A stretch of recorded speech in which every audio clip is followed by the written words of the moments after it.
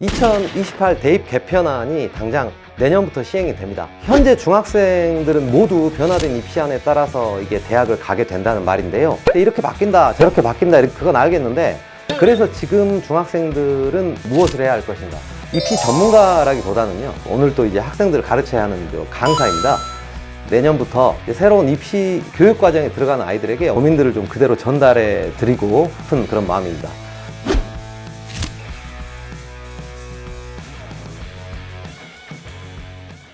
현재는 그 내신이 9등급제입니다.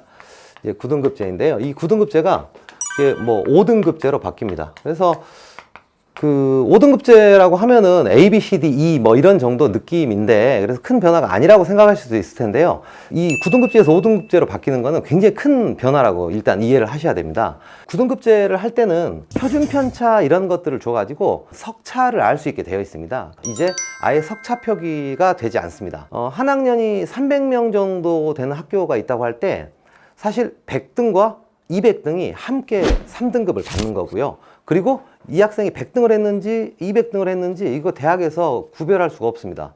그저 3등급이란 것만 알 수 있을 뿐이죠. 대학은 어떻게 반응을 할 것인가? 지금 구술이나 논술이나 면접을 가지고 학생들을 뽑는 그런 방식뿐만 아니라 기존의 내신을 보면서 동시에 그 학생들에게 구술, 논술, 면접을 하게 만드는 이런 방식, 9등급제에서 5등급제로 바뀌었을 때의 내신 변별력이 저하되는 이 부분을 보완할 수 있는 방법을 도입할 것입니다. 뭐 성균관대 정도를 한번 생각해 볼 때요, 그 성균관대 중위권 학과에서 내신 중심 전형으로 합격한 학생들의 내신 평균이 어느 정도 될 거라고 생각하십니까? 9등급제 하에서는 내신 평균이 한 1.56 정도로 보시면 됩니다. 그 아이들이 그대로 이제 5등급제 하에서 성균관대에 지원을 했다고 하면요, 자, 이제 모두 어떻게 되는 거죠? 모두 1등급이 되는 겁니다. 그럼 모두 다 1등급인데 도대체 이 학생들 중에서 누구를 뽑겠습니까? 결국 내신 중심의 전형에서 구술, 논술, 면접 이것이 들어오게 되고요. 내신은 보되 수능도 함께 보는 결합이 되는 방식의 어떤 입시 전형이 만들어질 것으로 보입니다. 이 좀 큰 변화라고 할 것이 문이과의 구분이 실질적으로 없어집니다. 현행 입시제도에서는 선택 과목을 통해서 문과, 이과를 구분해 왔습니다. 과학 탐구를 하면 사실 뭐 이과가 되는 거고요. 사회 탐구를 하면 뭐 문과가 되는 겁니다. 그런데 이제 어떤 학과를 가려고 해도 모두 똑같은 수능 시험을 치르게 됐습니다. 수능 시험에 대해서는 전국 모든 학생이 같은 시험지를 받아보게 되는 것이니까 확실히 단순해졌습니다. 그런데 상식적으로 윤리, 경제, 사회문화, 지리, 물리, 화학, 지구화학, 생물 이거를 뭐 모두 다 모든 학생에게 시킬 수는 없잖아요. 그러니까 이른바 통합사회, 통합과학이라는 이름으로 좀 좋게 보면 융합적인 그런 학제, 그 교과서를 만드는 거고요. 각 영역에서 가장 기본되는 내용들을 좀 섞어 놓은 그런 교과를 만들어서 전국의 모든 학생들에게 시험을 치르게 한다는 그런 계획입니다. 그래서 2024학년도 수능에서 수능 전체 과목을 다 맞은 학생보다 오히려 하나 틀린 학생이 전체 표준 점수가 더 높았습니다. 그래서 뭐 누가 진짜 수석이냐 뭐 이런 해프닝도 있었는데요.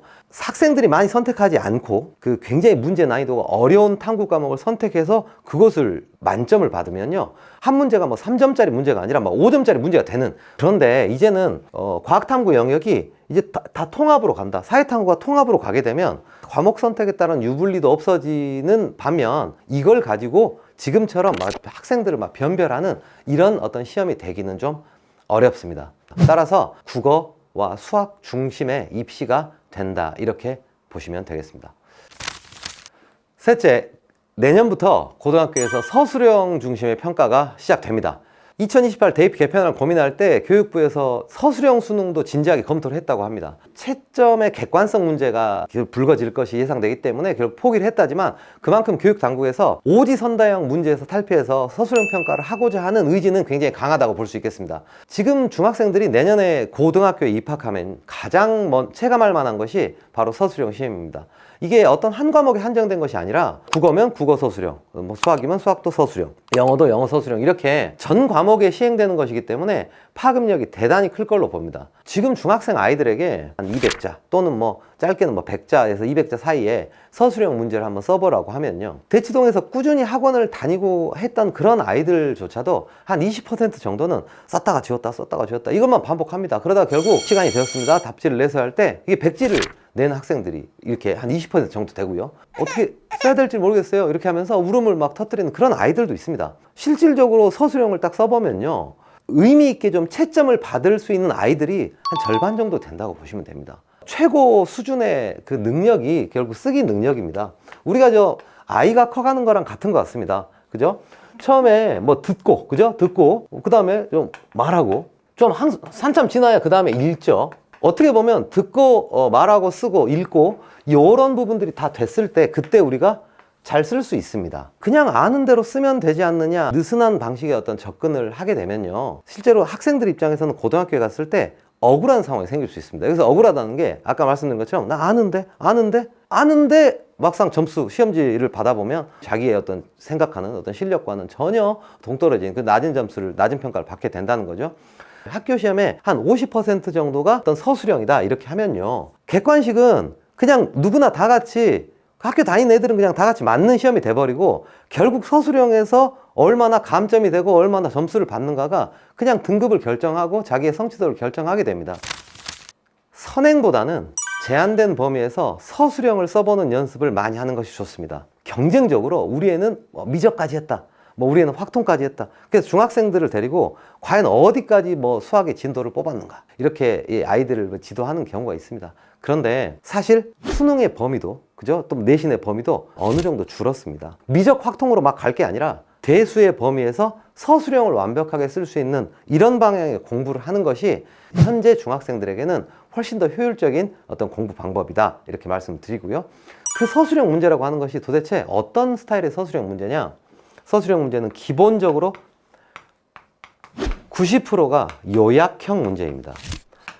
요약형 문제라고 하는 것은 어떤 제시문을 주고 요약한 이후에 그것에 대한 자기의 생각은 한 줄만 붙이면 됩니다.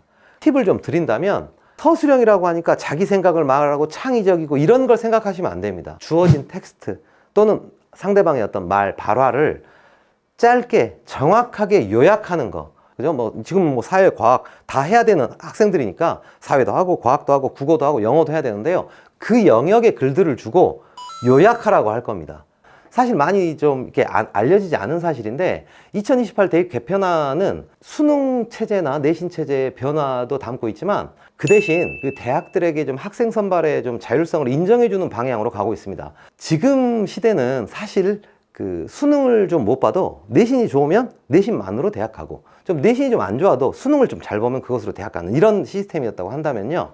그런 시대가 이제 좀 갔다고 보시면 되겠습니다. 어떻게든 한 줄도 좋으니까 두 줄도 좋으니까 그런 텍스트를 남기는 거, 직접 써보는 거 2028 입시안에 대비하는 가장 좋은 어떤 방법이다 이렇게 저는 생각을 합니다.